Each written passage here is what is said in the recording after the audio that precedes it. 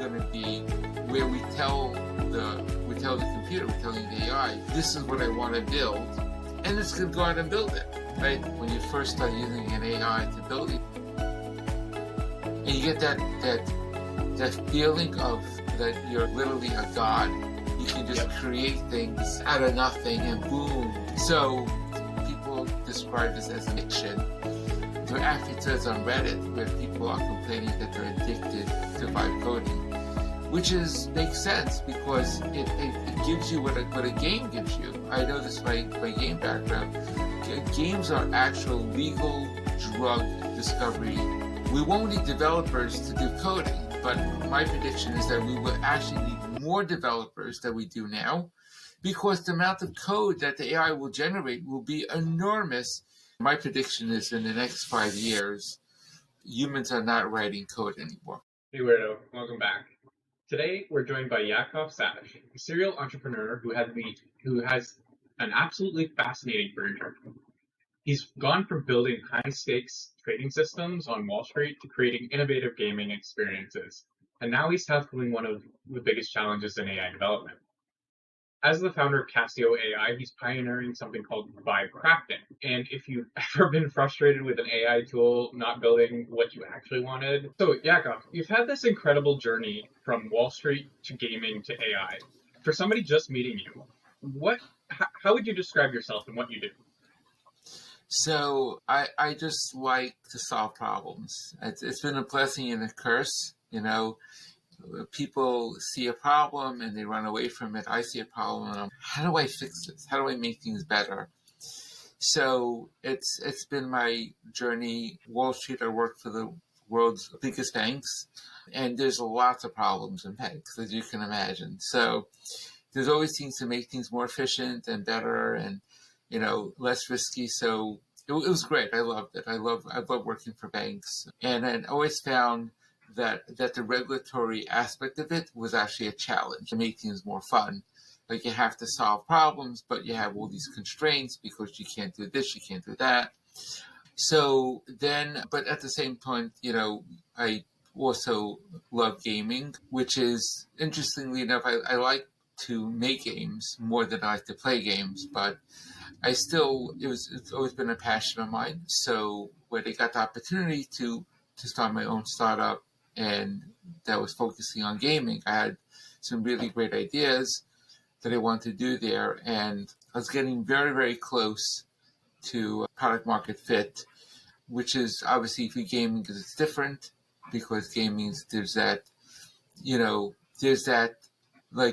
fun factor, which cannot be like, you know it when it's there, but you can't, there's no way to plan it. You can't say, oh, I have this great idea for a game, and just know that it's fun before you make it. Like, you actually have to build the game first, and then play test it, and then you learn the hard way that it's actually not so easy to make a fun game.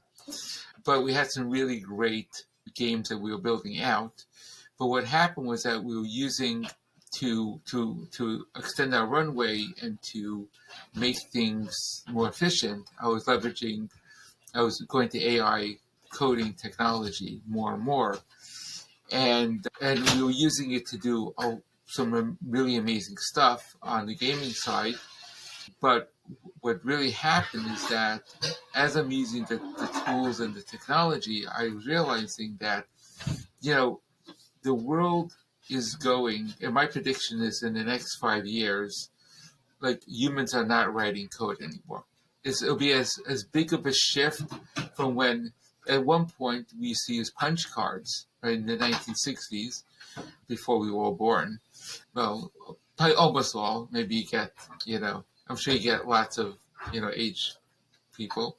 Yeah, so there was punch cards. It was definitely before my time. And there was assembly language, right, which was then the next step after punch cards. And then they came up with language of C, and that was dominant for a long time until the programs like Java. And each part of the evolution, for people that are not technical, it's, all programming languages are the same, or no, there are real differences between them. So one big difference between C and, let's say, Java is that Java does memory management for you.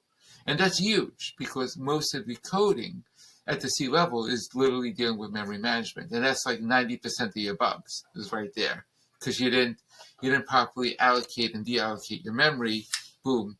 Or the way that C works is that, everything is a pointer and boom, if you're not careful, and then you can overwrite. If you have an array, you can easily overwrite it. if you're not keeping track that this is a 10-byte array, if you go to 11th byte, boom, your code crashes. So those things are very hard to find, those bugs. But Java solved that. So the next level of coding is going to be where we tell the computer, we're telling the AI, this is what I want to build, and it's going to go out and build it, right? And now we don't have to even worry about, all this programming, primitives, which are obviously better than assembly language, better than punch cards, but still, isn't it great just to talk, and then the computer just builds you what you want? I mean, it highlights one of the things I just heard recently, which is, do you really need to know? And it got me thinking, when I started coding, I was never taught C or assembly or any of the base languages, but I knew how to build things based off of the tools built on top of those things. And I didn't need to know in order to grow and build these applications. And now you don't even need to know a programming language to do this. You can just speak it into the AI and have it understand. It's just a shift in where you need to know how the actual code is going to function, right? Exactly. And now you need some technical knowledge, even with, I think Lovable is one of the ones that are, there's obviously this Claude Code, which is at one extreme. Then you have things like Windsurf and Cursor that are sort of in the middle.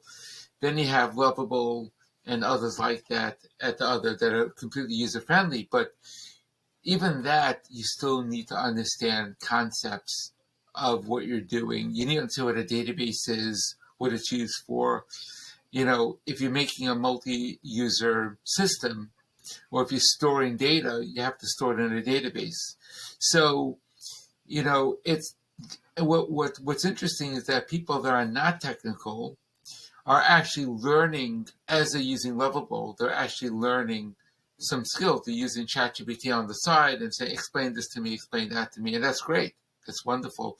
So you need to have some surface knowledge still to use these tools properly. But everyone that I've spoken to, and I've spoken to a lot of people, they describe that feeling, and I felt it myself.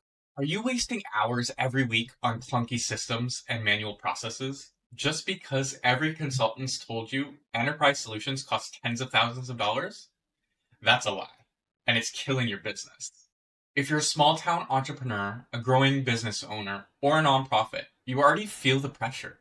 Every hour wasted on spreadsheets or duct tape apps is an hour stolen from actually growing your business. Here's the truth. You don't need a massive budget to compete with an enterprise level. I'm Cody, the Weird Canadian, and I've spent over a decade building multi-billion-dollar systems for government and Fortune 500 companies. Now I bring that same expertise to entrepreneurs like you with scalable websites, custom applications, and smart automations, all built on a shoestring. My process is simple. I analyze your business to see where you're bleeding time and money. I strategize the high-impact solutions for your budget. I execute systems that scale with you. And I optimize so you keep on growing without adding chaos. And on top of that, I'm there with you to explain every process and how it works and why it works for you. Now imagine having enterprise-grade systems that save you hours a week, let you compete with the bigger players, and give you confidence knowing your business runs smoothly, even while you sleep. That's the freedom you've been chasing. Stop waiting, start scaling. Book your strategy consultation today, and let's build the business systems you deserve. Looking forward to working with you, and let's stay weird. When you first start using an AI to build it, you're like, oh my gosh, this is amazing. And you get that feeling of like that you're like literally a god. You can just create things out of nothing and boom. Like so, but then it goes into what I call the vibe coding. So this will call vibe coding for people that don't know the term, but that's the term that people are using for this. It's just you just talk and the computer creates it, and talking is the preferred input, right? I even use talking now because it's so much faster than typing. So, but then you get into the vibe coding from hell, which is basically after that initial amazing feeling, and you start adding features to your app, at some point it just becomes this bugs all over the place, and it just can't do what you want. And what took you like in an hour now takes you all day. And you're burning credits. So that's also a part of it. People describe this as an addiction. There are actually threads on Reddit where people are complaining that they're addicted to vibe coding, which makes sense because it gives you what a game gives you. I know this by game background. Games are actual legal drug discovery. It's like legalized drugs. It's basically, it gives you the serotonin.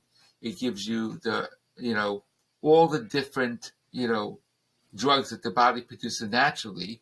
Adrenaline, you get that when you complete a level in a game. You feel good. Like, what is that? That is your body giving you in your body, you're getting a reward for completing your task. Now, your body really wants you to complete a task to, let's say, to get a job and to earn money, to get married and to have kids, because obviously that's the real intention there. But it gets sidetracked by all these other goals.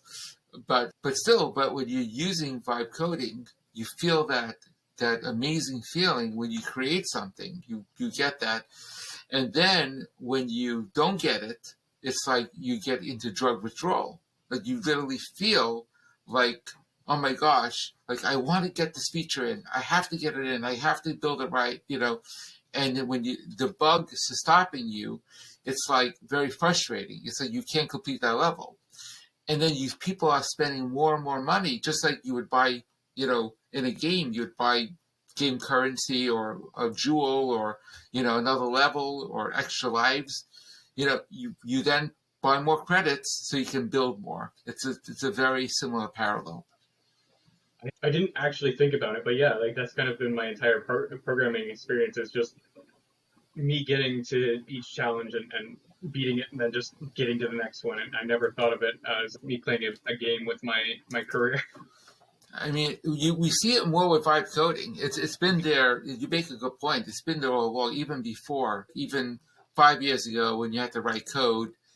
It was always there, and people don't understand. And there's a meme of this where and they fill in with different things, but they customize it for this. It's the programmer tells his wife, "Oh, I'll be up to bed in 5 minutes," and then it's like 30 years later, like the guy shows up. Non-programmers don't understand, like, what is the enjoyment there? But there's a real drive to, when you're creating something and you're building a system, to make it work and to make it work right. And yeah, it's a very true.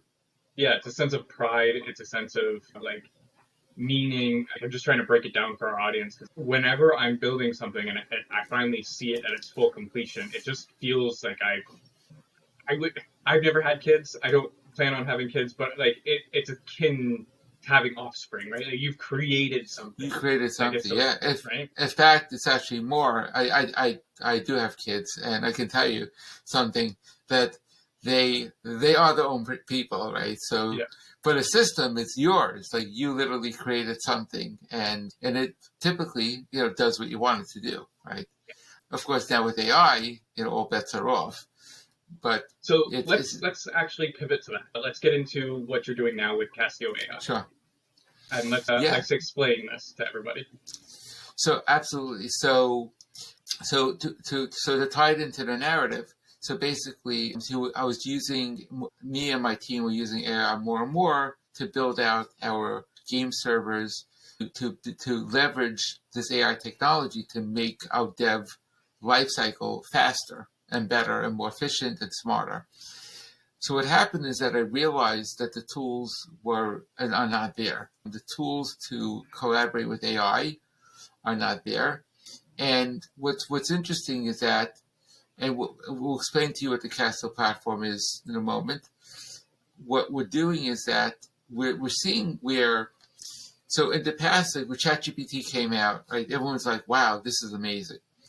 And we all use it, and we're using it still.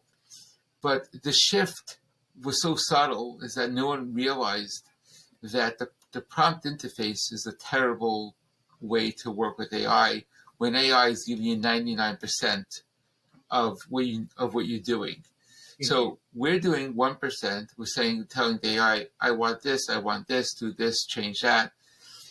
And it's just not designed for that type of collaboration. It's designed for doing a prompt.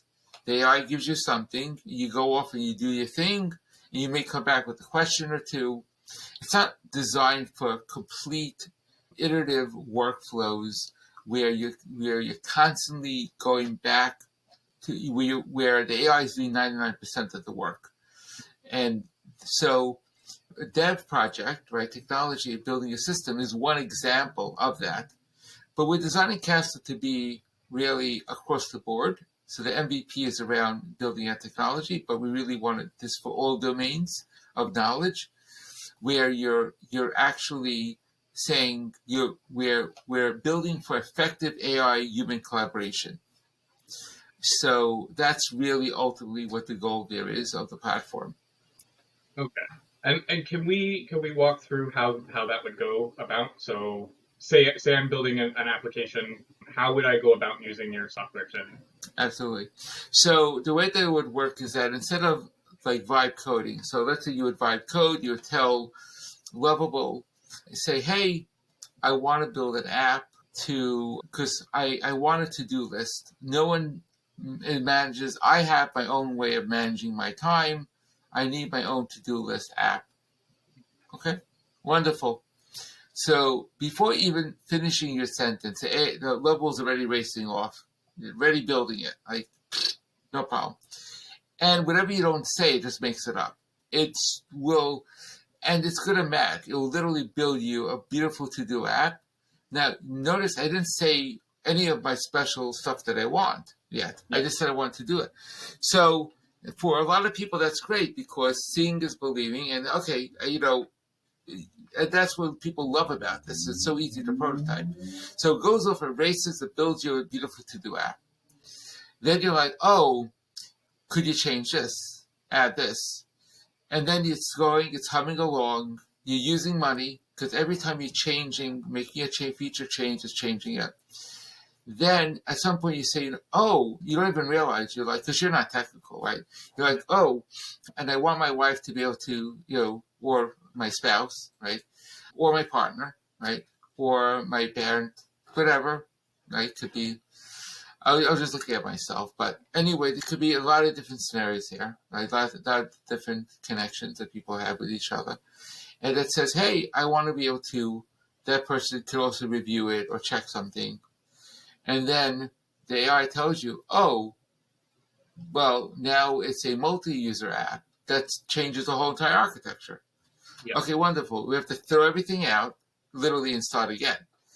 Now, even the UI is completely different because the UI that has different people that can put a to-do together. You have to have a username. It just conceptually, you don't have that much space on a mobile app. Another change that could be different is that the AI could have assumed that it's a web app, because why not make that assumption? At some point, you'd be like, oh, but it's also a mobile app. Oh, wonderful. That's now a different architecture too, because mobile and web are very different. Now, do you want both? So all this you can see how as you're designing your system, vibe coding it, could be major changes. Now, this is true for a personal app. It's even more true for if you're building an app for a company, because there you're working together with other people. So it's not just what you know. There could be another 20 people involved in giving business requirements and other things. And so you don't know everything in this. So why even building out the app to start, right? You should wait until everyone's input is in.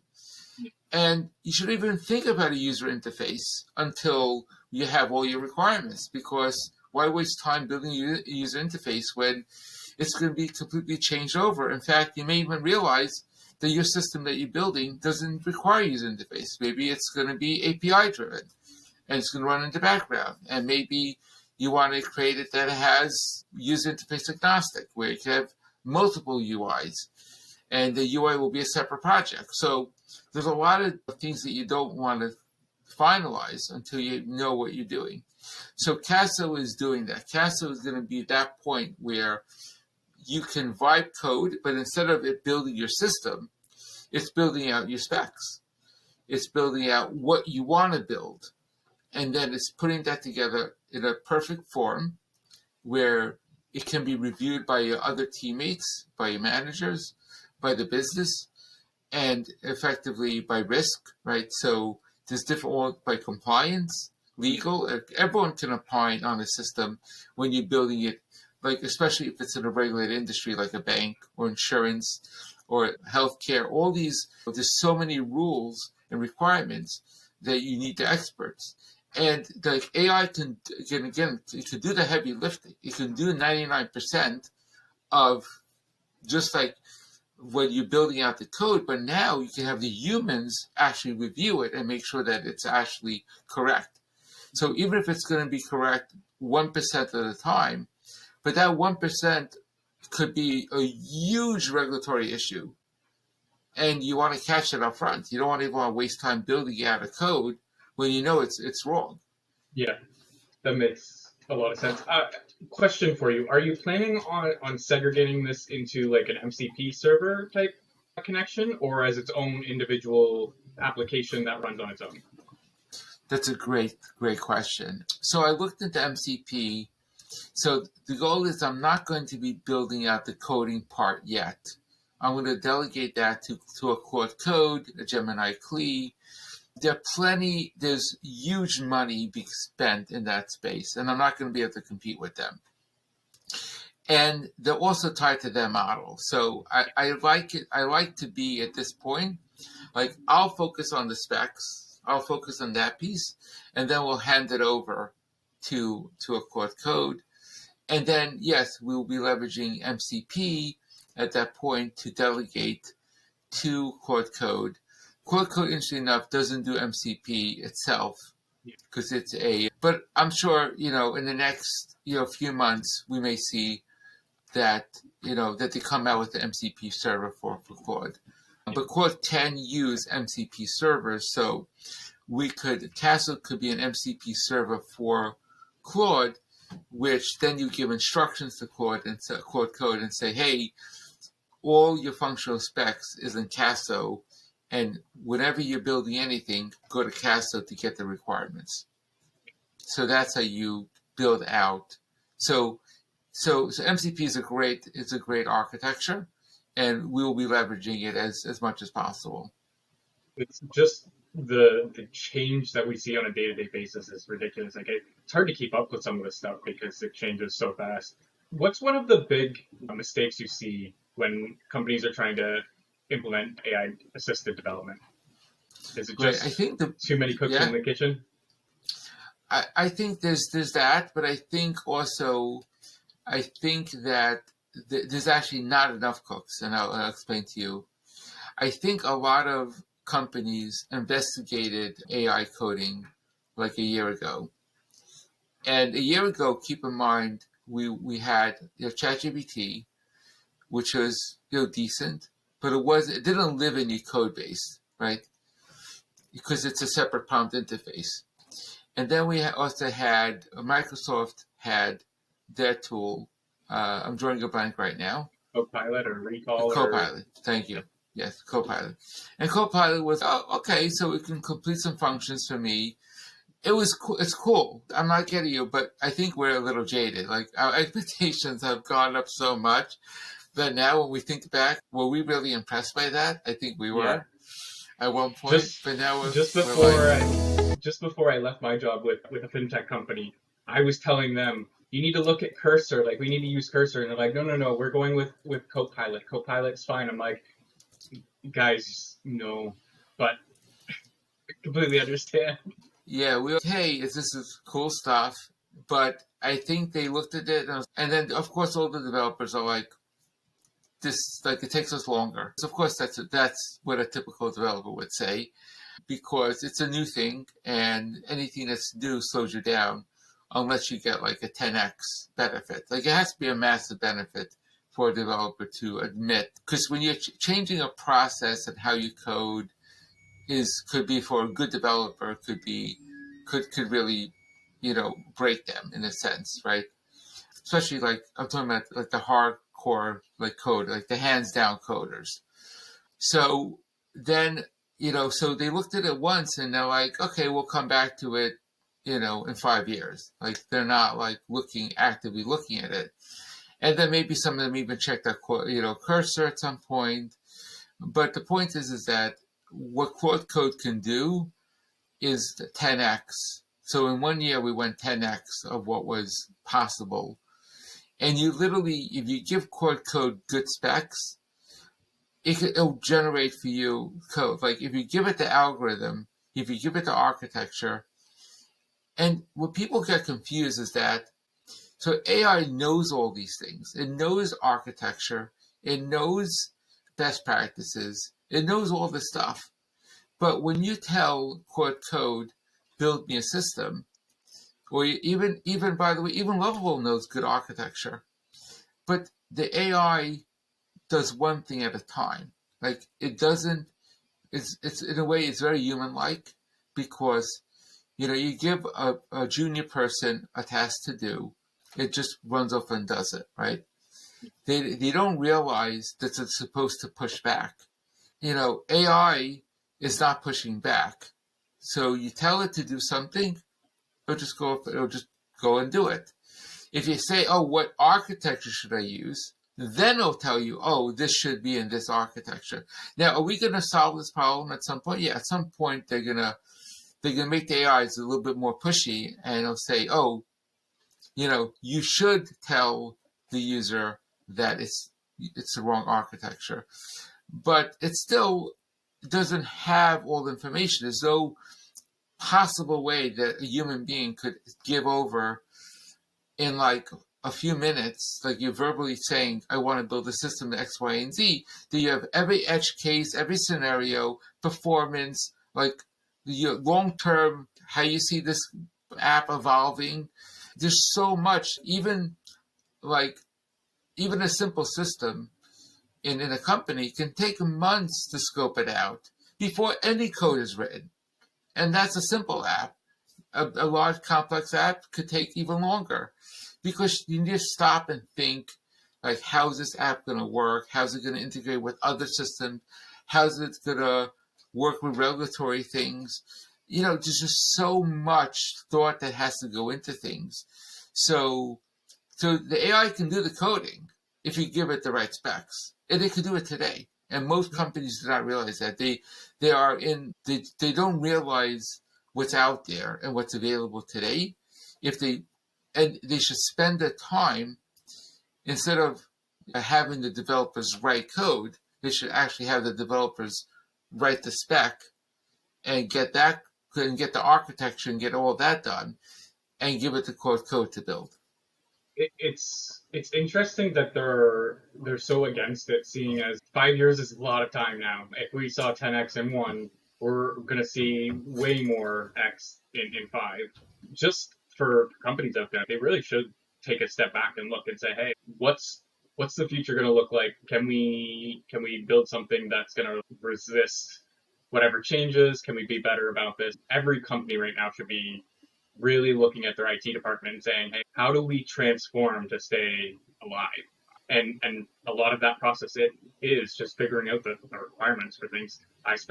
Even when I was working for software development, we spent months gathering requirements for one page, one single feature, Exactly. before we did implement it. So exactly. AI that actually talks us through it and helps us build it out. That's Exactly, and what's great with this also is that CASSO will be used by the business directly. So when they're talking about the actual users who are, instead of the users, saying, basically sending an email to the technology team, I want this, I want that, they can just go into CASSO and say, this is what I want. And then they could brainstorm with CASSO and come up with their exact vision. And then once they have it clear, then they call in the IT department and say, okay, now we're ready for the architecture guys who know architecture. Now you work with CASSO. And then they'll come in and they'll work with CASSO. Then you bring in the regulatory guys to make sure that nothing that you're doing with the technology in the business is going to be an issue with regulatory. And then so on and so on. So as the system gets more and more defined, you bring in more pieces. Then when the whole system is clearly defined at CASSO, all the way from business requirements, all the way down to the technical architecture, right? Then you click go, right? And then Claude Code, or whichever system we want to use then, would be the best, will go up and build the system for you. And then you have to validate it. You have to make sure that it's right, that the code, right? You don't have to review every single line of code, but we will flag the high-risk parts of code and say these are the pieces that have to be reviewed by a human. Like if you have a trading algorithm, like that's the code that has to be. Your UI, not so critical. You can have a junior person review it, right? It doesn't have to be your most senior engineer review user interface code. So we won't need developers to do coding, but my prediction is that we will actually need more developers than we do now, because the amount of code that the AI will generate will be enormous, because the cost of it will be like building code for one day. You can build a system that would have taken us a year to build in the past. And they'll build it out for one day. But you can build millions of lines of code. You know how many developers we need to sit there and review code, and this is not easy. This is a marketable skill that some developers will have, but some won't. it kind of sounds as if developers aren't going away, but they're changing into QA devs more than anything else. So in a way, I think QA is still going to be there as well. But yes, but everyone is going to have to step up, and the role is going to change substantially, where they now be focused on less on writing code than on, is the system right? Is the system working? And what's ironic is that, running dev teams, being on a dev team myself as a junior person, it's very easy for developers to get distracted by just writing perfect code. I once had, this goes back a long time, but we had a background process that had to run, with some banking system, some sort of feed system, which are all over the place, right? There's always data going from, and so the developer just, he wasn't being supervised properly. That wasn't my job. He spent his time writing a beautiful UI for this background process. Like, no one ever asked for it, no one ever needed it, but that's where he was spending his time, because, the developers just want to write cool code. But the AI doesn't care about cool code. The AI just wants to write. If you give it specs, it'll just write what you want it to write, and that's it. So, but the code will be functional, and the code will be exact, and the code has to be, as I said before, the high risk code is going to have to be, will need to be reviewed by a human to make sure that we're aligned.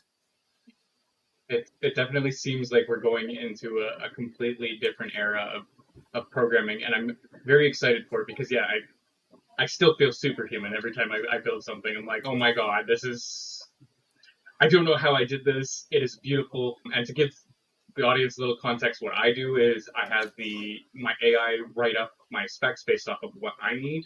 So the first prompt I ever do is, I'm building this application based off of this, this, and this. Ask me every question you need to know for architecture, code, everything. And then I use that to build that framework off of. From there, I launch it and then use my Mantis IM, which is a great task tool agent.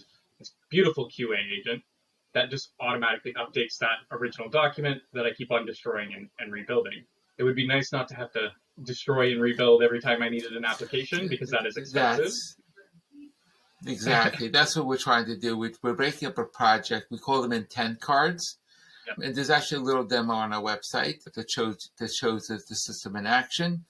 But basically, the user speaks, and then they ask some questions, right? Just like you said, you would say, oh, ask me as many questions as you want.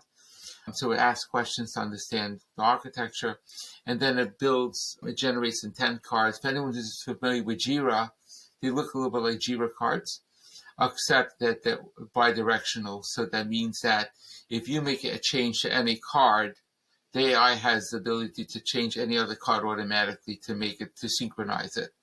Yeah. So if you make a change to the architecture, the AI will automatically update all the architecture cards automatically. We have user stories, we have validations. Like, we make sure that every user story has a validation to correspond to it. We also take measures to ensure that the AI doesn't cheat by faking the test, which is a known problem. If anyone doing agentic coding knows, they're very quick. Oh, that doesn't work. Oh, let me change your test, and they change the test to make it work. A lot of developers don't realize this, but the goal is to do a test-driven. It's called TDD, test-driven design, where you write your test cases first. If you take that approach and then you confirm that all your test cases fail, the benefit of that is then you know that the test case is real, because if the test case succeeded when there's no code written, you know that something's wrong. So all these processes are best practices that most developers, good developers know, but anyone who's a vibe coder wouldn't necessarily know these things. So that's a little bit of a disadvantage, that someone who's doing it. But I don't want that people like the audience listening and watching this to be discouraged. I think it's wonderful. I think vibe coding is a great gift, and people should be encouraged to do it. But you also need to learn, use this as an off to when the AI is doing things, you should then, question it, or go into ChatGPT, because if you do it in Lovable, you usually using compute credits, which are expensive. So, you don't want to waste those. But definitely go to ChatGPT or your favorite general purpose AI tool and ask questions about tech. You don't have to know everything, but it's good to get a sense of architecture. What's a database is used for? Why do I need it? What are alternatives to databases? Not everything has to be a database either. And just get to better know the different options that you have when building an app. The one thing I think I want to stress to the audience is just learning about coding. The core concepts of coding are usable in every aspect of life, and should be just learned so that you can understand things. Like, it's a great framework for just understanding everything, because it breaks things down in such a small modular way that you can iterate on or affix or anything like that. Like, I've always applied my programming mind to the world, so it's... No, I definitely agree. It's a great way to break down attack problems in a systematic way. Whether it's a human problem, like it's a process, you have to do this or that. There's the dependencies. It's good to it's definitely a great way to think about things and making things more efficient. Let's move on to a broader topic. You've worked in 3 very different industries. What are the patterns you've seen across them when it comes to technology adoption? That's a great question. So banks are very resistant to technology. They basically, blockchain should be the first thing that they consider, and they're not even touching it.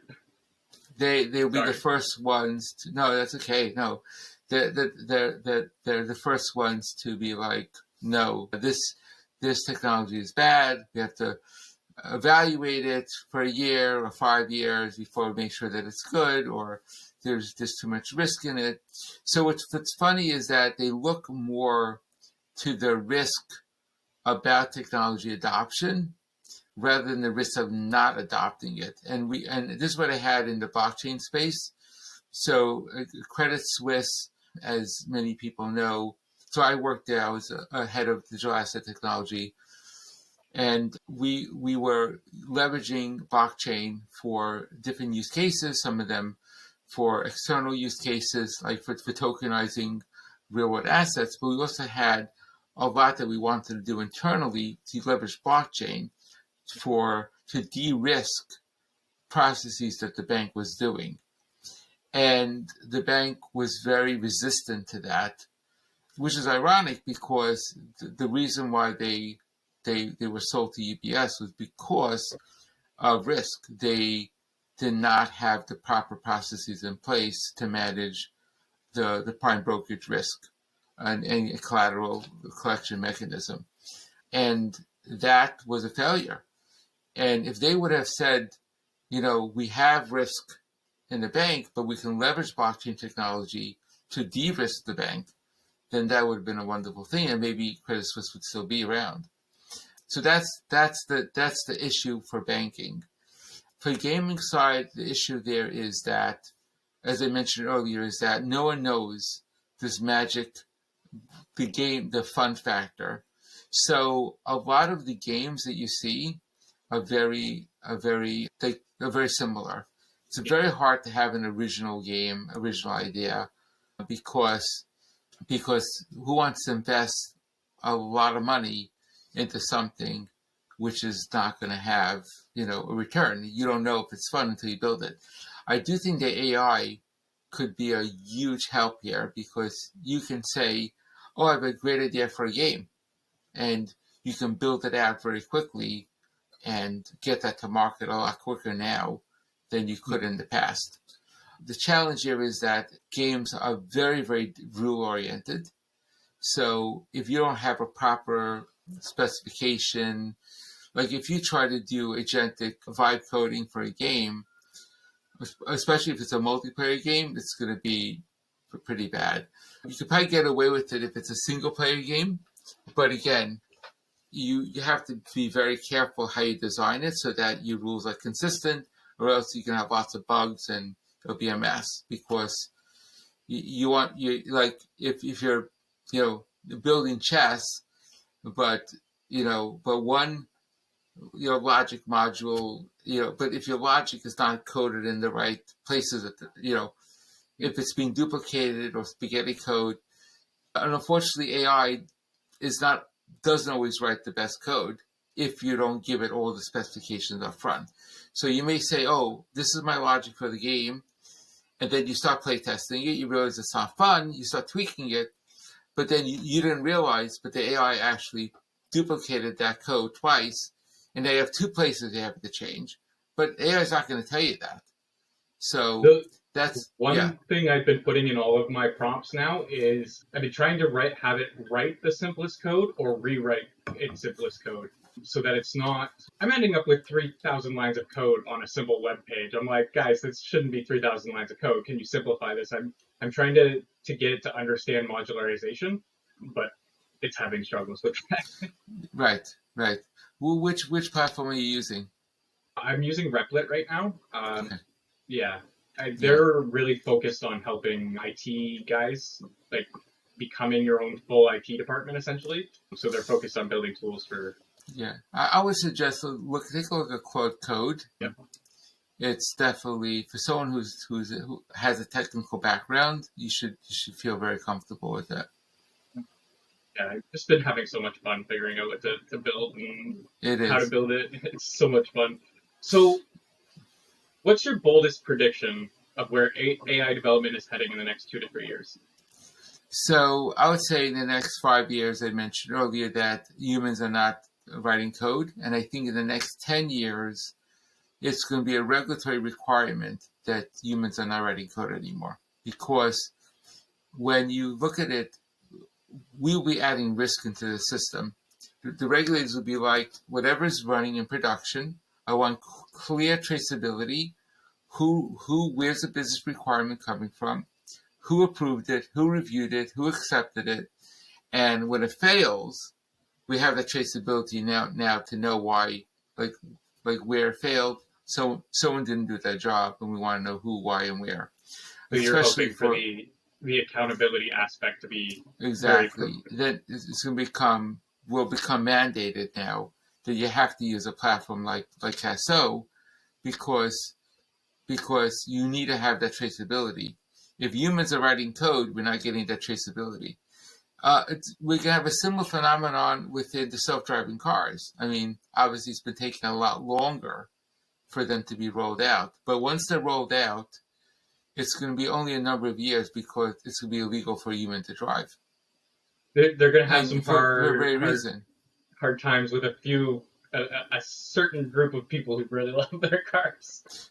Yeah, well, there's going to be, if you want to, you're going to have crazy amount on insurance. No problem. You want to, it'll be like when we can see that the risk of whatever technology is less than the status quo, right, than the human-oriented approach, then it's going to be mandated that the AIs are going to have to do it.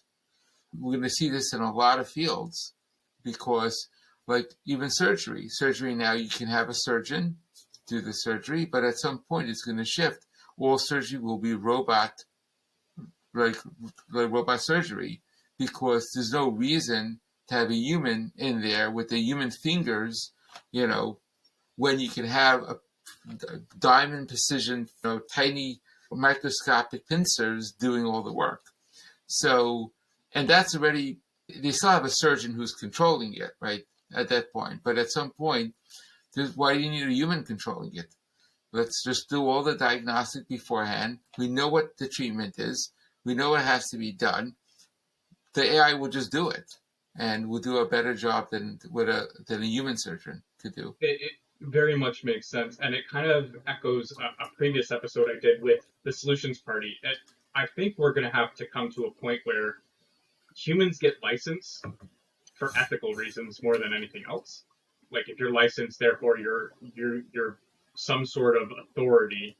But I think we really need some sort of a licensing on basically every single career path in order for us to know what's true and who to listen to, what to think, that kind of thing. It's kind of interesting why we never had a certification in the dev field. So the computer field is one of the exceptions.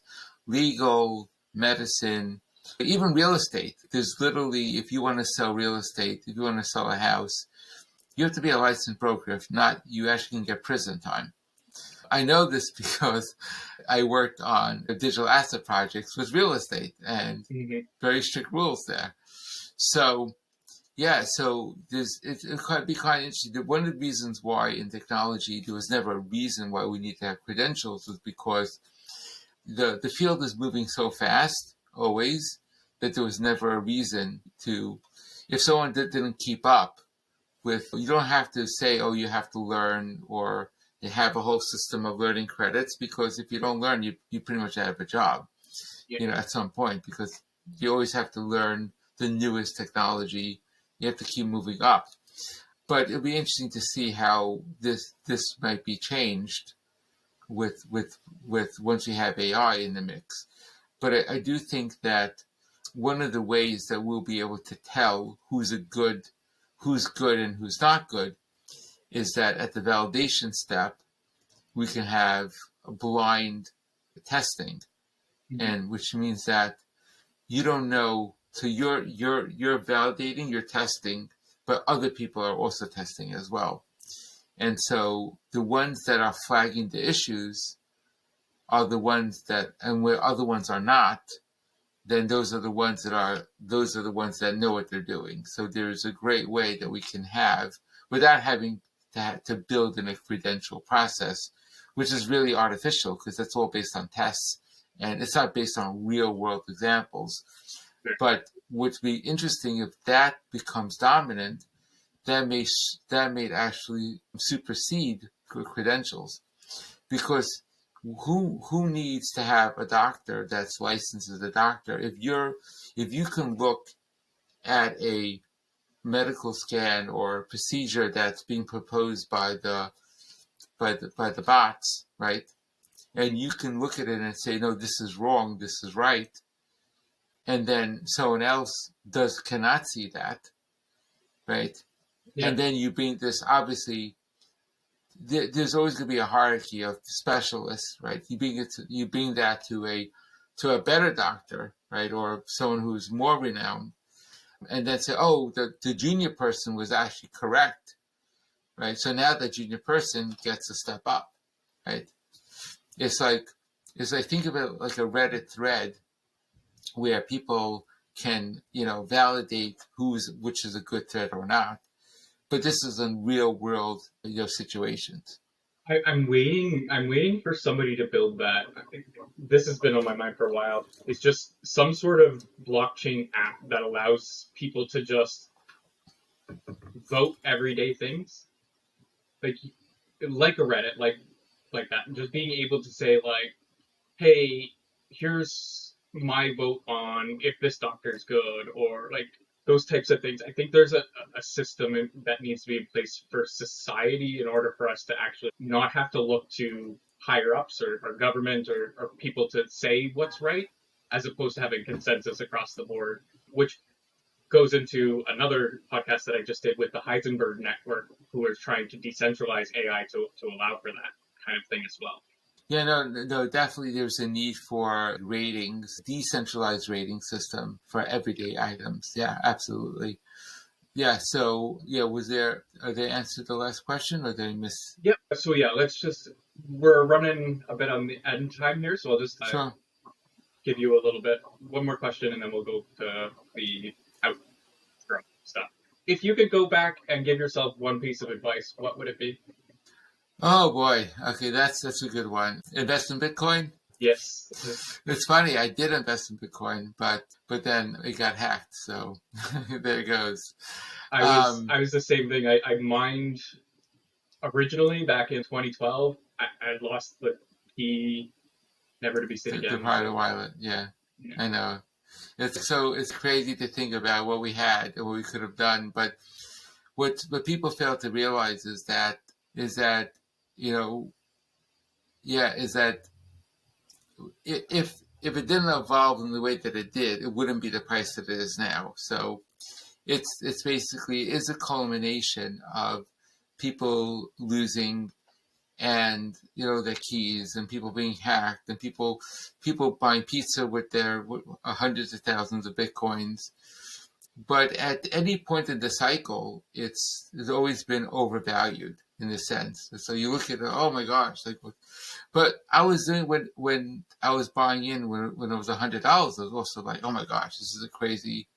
It's like because you look back, it's like it was worth pennies at one point. So yeah, it's very hard to predict technology and where things are going, and with AI, it's been like they've been working at AI for decades. I mean, since the 1960s, they've been working in, and I did some work on Lisp, which is like an early, or Prolog. These are early AI tools. A lot of people just give up at some point. Oh, AI is never going to happen. And then boom, one day it does. And it's like crazy. It's like, so it's very hard to be in the prediction business. But I guess I would give myself advice in the sense of, just to, again, like what I've always done is to work on things that I'm passionate about. I think that has always been a good thing because then you don't feel like you're working and you basically enjoy what you're doing, which is really what it comes down to. You can have all the money, in the bank in the world, but at the end of the day, you still need to have a purpose to your life. You still need to accomplish things. That goals may change, right? You may say, oh, I'm going to be the best. Instead of earning money, I'm going to donate money. But look at Bill Gates, look at the way that he's, attacked that problem, and it's something that he's passionate about.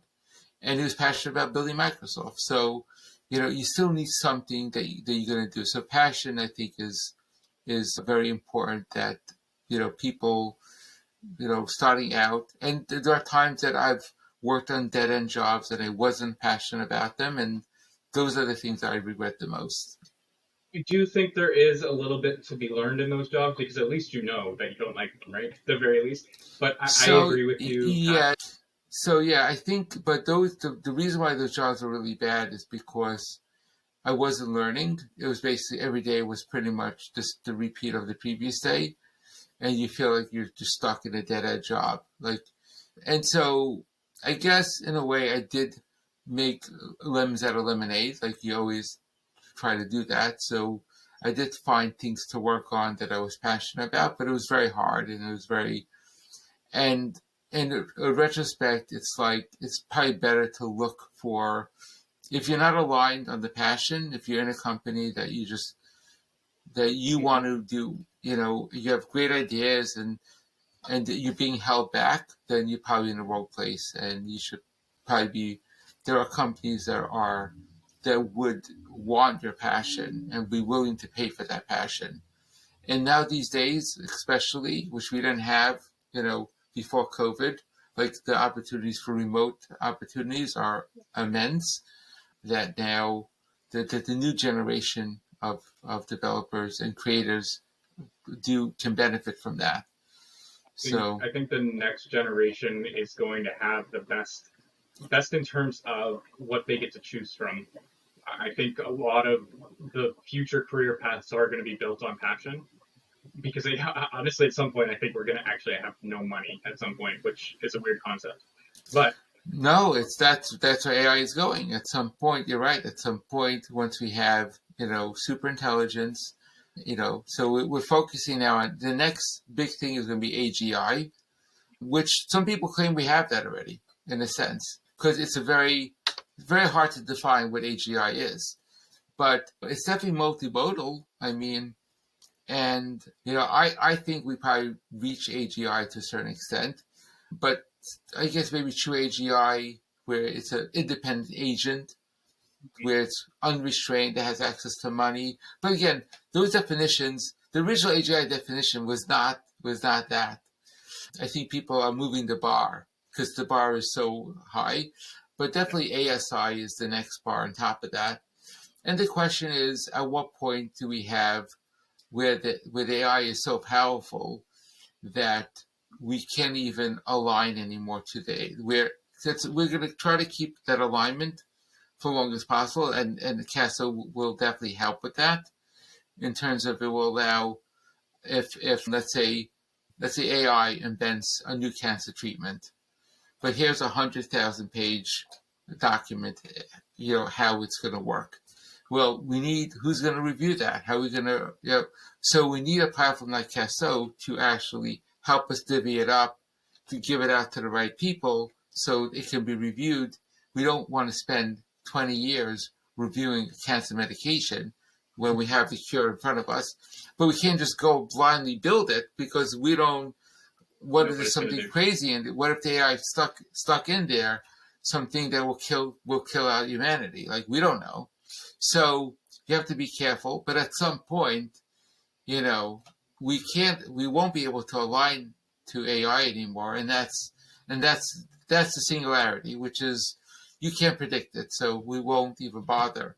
We don't know what the singularity will look like, but effectively, up until then, there will be a point where there may not be money, or there'll be less of use for money, and then you definitely want to do things that you're passionate about. So. Very fair. So where can people find you? Drop any of your links or anything coming up for you, if you'd like. Absolutely. So the best place is to go to CASSO.ai. I spell that CASSO.ai. There's a wait list, so please join up on the wait list. There's also a good demo video up there as well.